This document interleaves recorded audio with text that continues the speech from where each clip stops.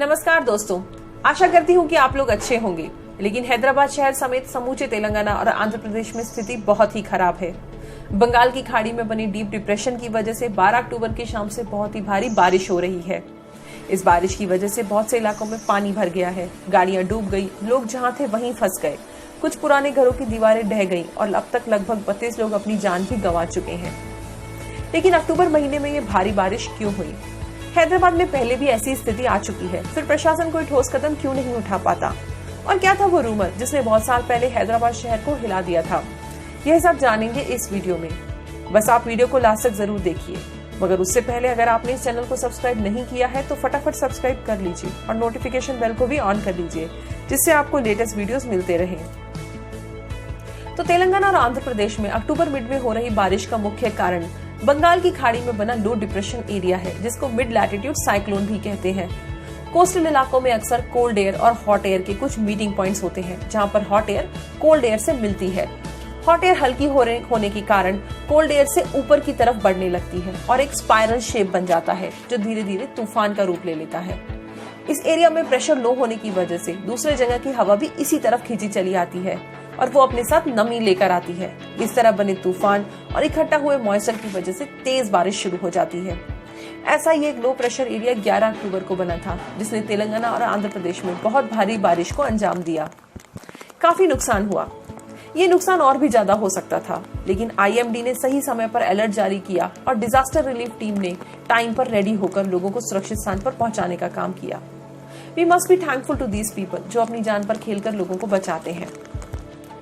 मगर ये पहली बार नहीं है जब हैदराबाद में ऐसे हालात बने। इससे पहले भी हुदहुद और अन्य साइक्लोनिक कंडीशंस में यही हालात होते रहते हैं। मगर अगर हम सबसे बड़े डैमेज की बात करें तो वो हुआ था सितंबर 1908 को, जब मूसी रिवर बादल फटने की वजह से ओवरफ्लो हो गई थी और सिटी को अपने वर्स्ट फ्लड एक्सपीरियंस से गुजर रही थी। इस फ्लड को ठग्यानी सितंबर के नाम से भी जाना जाता है। इस बाढ़ में 80,000 से ज्यादा घर प्रभावित हुए थे और 15,000 से ज्यादा लोगों को अपनी जान गंवानी पड़ी थी। बाढ़ की वजह से अफजलगंज इलाके के लगभग 25% लोग बेघर हो गए थे। यहाँ पर एक टैमरिन ट्री का डिस्कशन बहुत जरूरी है, क्योंकि इस पेड़ की वजह से 200 से ऊपर लोगों की जान बची थी, जिन्होंने पेड़ पर शरण ले रखी थी। इसलिए कहते हैं कि पेड़ बचाओ, वो तुम्हें बचाएंगे। 1908 की बाढ़ के बाद मूसी रिवर पर 2 डैम बनाने का प्रपोजल दिया गया और यह दोनों डैम ओस्मान सागर और हिमायत सागर साल 1927 तक बन गए। फिर कभी मूसी नदी में बाढ़ नहीं आई थी, लेकिन 2020 में मूसी नदी एक बार फिर से ओवरफ्लो हो गई थी।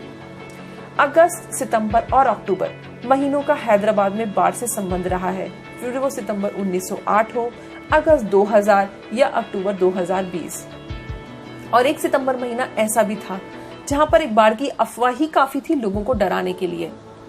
उस साल भी बारिश काफी हुई थी और ओस्मान सागर डैम का पानी छोड़ने का फैसला लिया गया था। यह सूचना मूसी नदी के किनारे रह रहे मछुआरों और बाकी लोगों को दी गई थी, लेकिन लोगों में डर इतना ज्यादा था कि भागो भागो पानी आया, ऐसा बोलते हुए वे भागने लगे और कुछ ही समय में पूरे शहर में यह अफवाह फैल गई। अपनी जान बचाने के लिए लोग जहां तहां भागने लगे। बाद में सरकार को रेडियो से अनाउंसमेंट करवाकर लोगों को यह बताना पड़ा था कि ऐसा कोई भी खतरा नहीं है। अगर आप कभी हैदराबाद शहर गए होंगे तो आपको पता होगा हैदराबाद में बहुत सी झीलें हैं, जिन्हें वहाँ के लोकल लोग चेरबू कहते हैं। इसलिए हैदराबाद को सिटी ऑफ लेक्स भी कहा जाता है।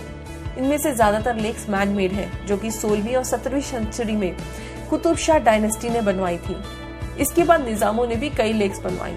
इन लेक्स का मेन पर्पस बारिश से हुए पानी को इकट्ठा करना था, जिससे फ्लड का खतरा ना हो, साथ ही ड्रिंकिंग वाटर और इरिगेशन की जरूरत को भी पूरा किया जा सके। लेकिन जैसे जैसे एक बड़ी आबादी हैदराबाद शहर की तरफ आने लगी, सभी को रहने की जरूरत को पूरा करने के लिए इन लेक्स का अतिक्रमण होना शुरू हो गया और लेक्स को कवर कर बड़ी बड़ी बिल्डिंग्स बनाने लगे। तो जहां इन लेक्स की संख्या कुछ हजारों में थी, वो अब कुछ 100 तक ही सीमित रह गई।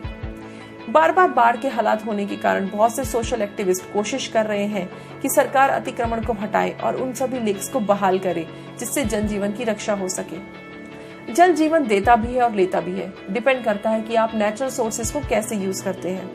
तो अगर आपको ये वीडियो पसंद आई हो तो लाइक कीजिए और शेयर कीजिए और इस चैनल को सब्सक्राइब कीजिए। मिलते हैं अगले ही ऐसे ही और वीडियो के साथ।